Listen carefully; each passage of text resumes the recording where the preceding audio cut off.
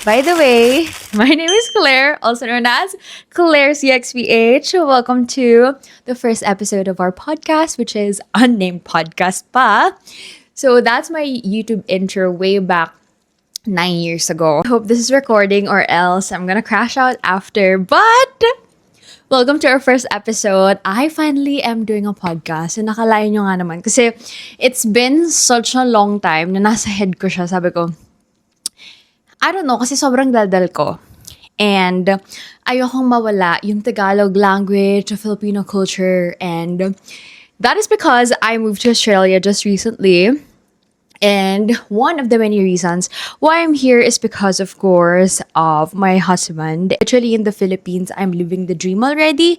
But it's different kasi if you close the distance with someone that you really, really love and you're in a relationship with. I want to start this podcast na very, very small or as in from scratch talaga siya. Kasi gusto kong ipakita sa inyo na once you start to be consistent or if nagsimula ka, for sure may patutunguhan ka. Wow! Hindi. Actually, guys, kaya ako nag-start, ang likot-likot, ganito ba pag-podcast? Kasi mag-isa lang ako, tapos kausap ko yung camera. And you guys know how expert I am. Kapag ang kausap ko is camera, alam nyo guys, ever since nag-move ako dito sa Australia, naging introverted ako or ambivert. Like, dun sa mga closest friends ko lang ako nakakapag-chika, nakikipag-converse, relate, or stuff. Basta pag hindi ko feel yung tao or hindi ko feel yung kausap ko, medyo quiet lang ako. Sobrang dami ko yung kukwento sa inyo. So, this podcast is literally me connecting to all of my very, very, very, very, very OG YouTube viewers or new ones in the future. Kasi, alam nyo guys, story time, 2025 was an insane year. As in, sobrang nakaka-stress yung 2025 to the point na feel ko talaga na haggard ako. Pero sabi nila, hindi daw. Mas blooming daw ako ngayon. So, okay! Yun yung current question ng marami sa akin, paano mo nagagawa to? How are you able to do this? Paano mo na-accomplish to? Paano mo nagawa yan? So, this podcast is literally for that. To answer all of your questions about, number one, social media, digital marketing. How do you earn hundreds and thousands, even a million using social media? Which you can, by the way.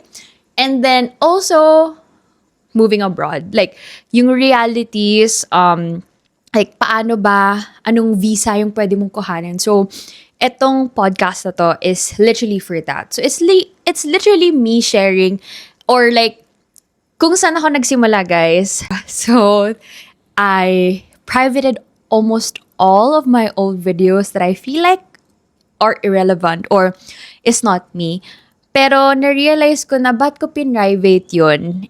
Kung naging consistent lang ako or hindi ako nahiya, hindi ako nagpa-apekto sa mga sinasabi ng ibang tao, I feel like I could be more than what I am right now, which is, again, never regretted anything. I always think about anything and everything that I experience in life as a lesson.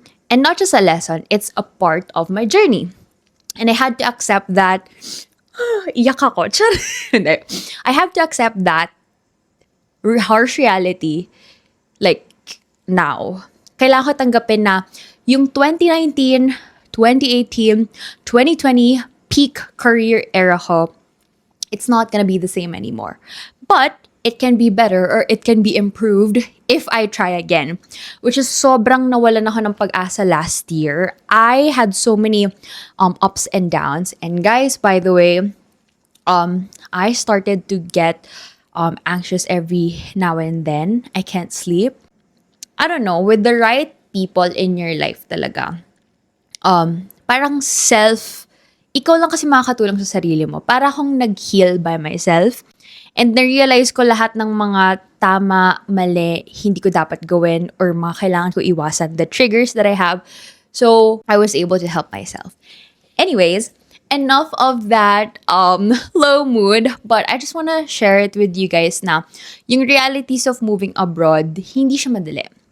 If may nagsabi sa inyo na madali yon, madali lang naman pumunta dito sa abroad. It's very easy to get a job. Yes, if yung kausap mong tao is very hardworking. Second, if they already had like a path laid out to them, or third, if may tumutulong sa kanila.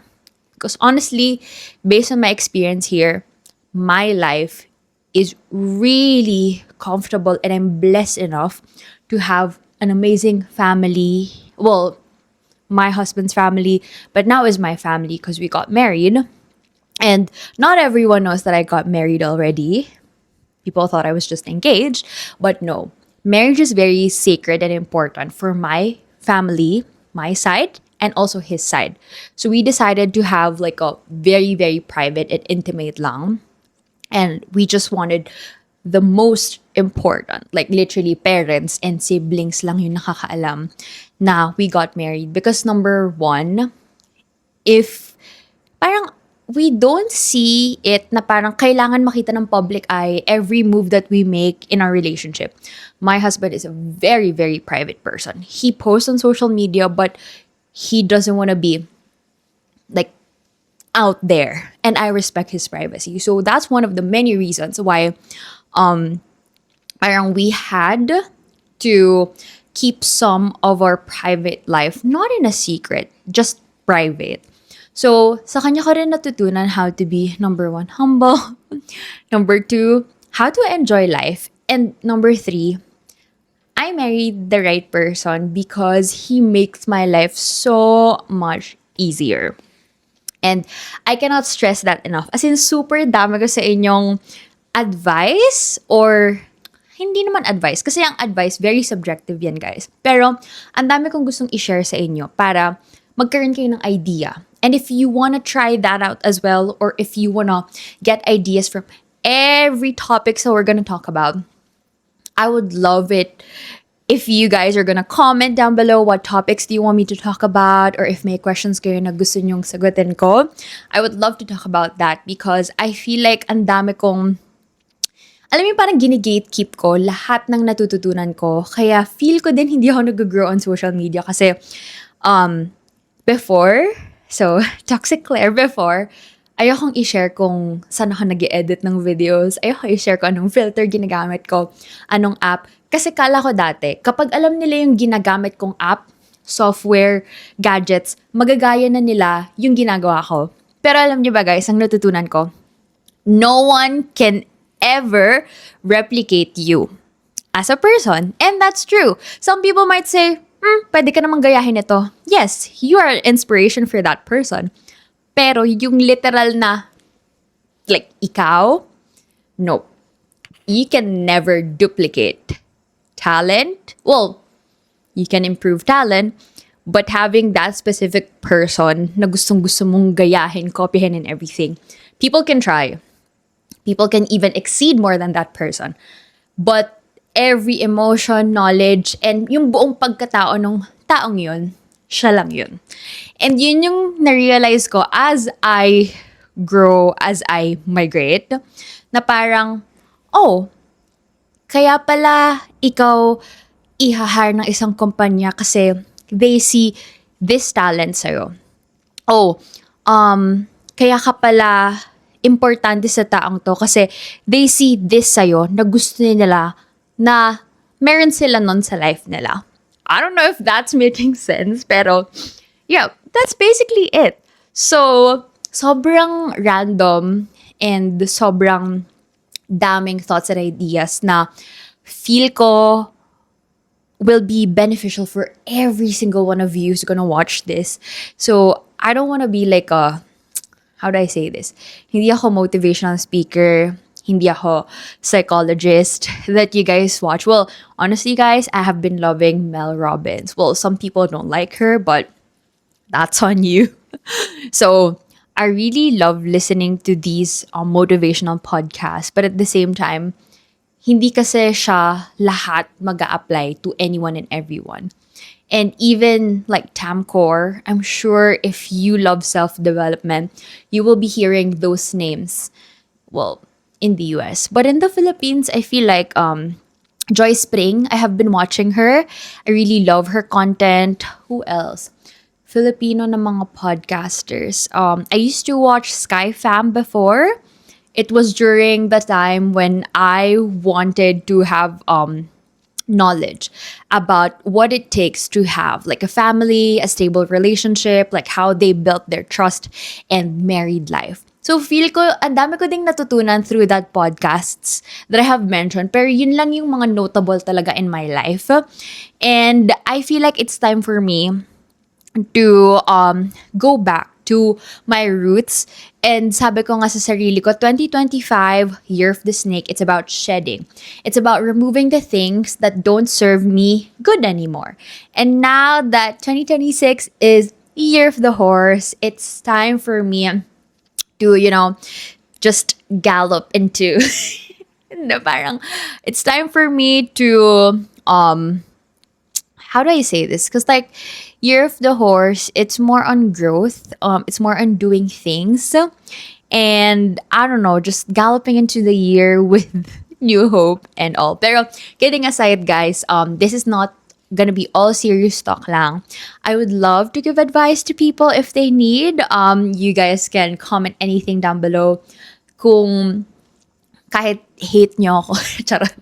Kahit hate yung comment na makikita ko sa baba, okay lang. Kasi always remember, negative or positive is still engagement. That's what content creators love nowadays. Pero syempre, if it's too toxic or too negative, syempre hindi ko nababasahin, no?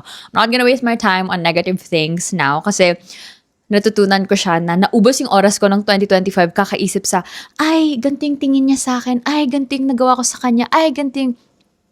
Kasi nag-overthink lang ako and for nothing. Because like, when I ask a person if they felt this, they can't even remember that I said that anyway.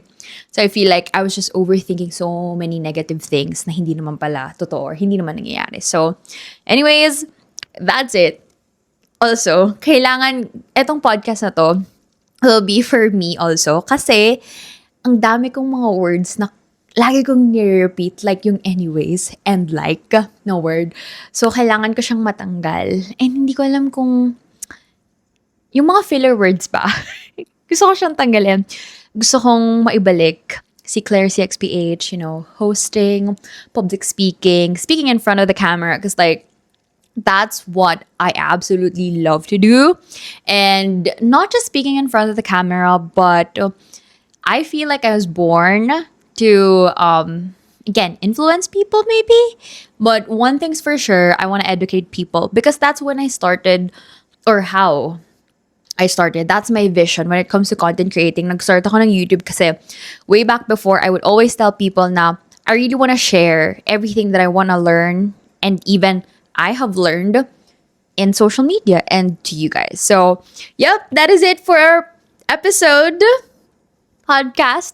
I don't know what it's called, but I'll catch up with you guys in the next one. Hope to see your name suggestions ng podcast sa comment section. Second, topics to talk about. And lastly, when are you guys free para we can schedule the podcast episode ng ganong time or maybe during the weekends or Fridays. I don't know. So, para naman may something kayo to look forward. Oh, alam ko na. Feel like I'm gonna do it like Mondays or Sundays. Para kung may Monday scaries kayo or Sunday scaries, ma-overcome niyo yung fear niyo to go back to whatever scaring you on Monday. Kung ACADS man yan or work. So, I hope I can bring comfort to your life, guys. I'll catch up with you guys in the next episode. See ya! Okay, episode 1. Cheers. This is iced tea, by the way. So, not alcohol, guys. I don't drink alcohol anymore. It's been a year. Grabe, as in, hindi ako umiinom ng any alcohol beverage. Yeah. For a year already. Proud of me. Proud of myself.